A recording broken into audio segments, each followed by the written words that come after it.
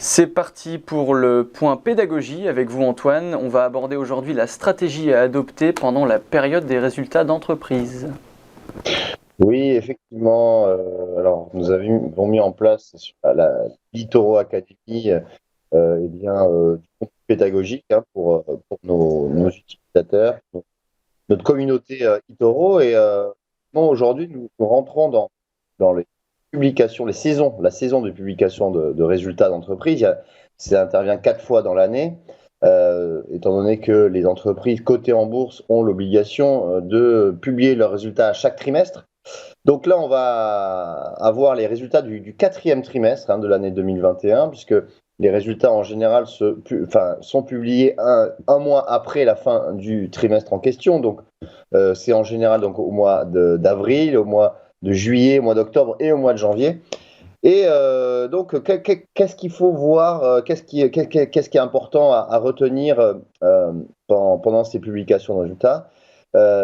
C'est assez simple, c'est-à-dire qu'une entreprise, eh bien, soit elle, alors on va analyser bien sûr les indicateurs clés qui sont le chiffre d'affaires, le résultat net, l'EBITDA, l'excédent brut d'exploitation, ou encore la trésorerie, ce sont les indicateurs les plus importants.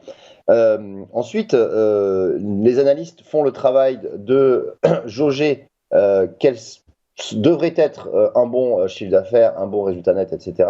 Et soit l'entreprise publie des résultats qui dépassent les attentes ou qui sont conformes aux attentes, ou rate justement le consensus. Et là, c'est plutôt de mauvaises nouvelles. Alors, ce qu'on attend aujourd'hui, c'est encore, en France en tout cas, des publications de résultats qui soient à peu près 10% au-dessus du trimestre précédent. Donc, comment se positionner en général lorsque on a des publications de résultats?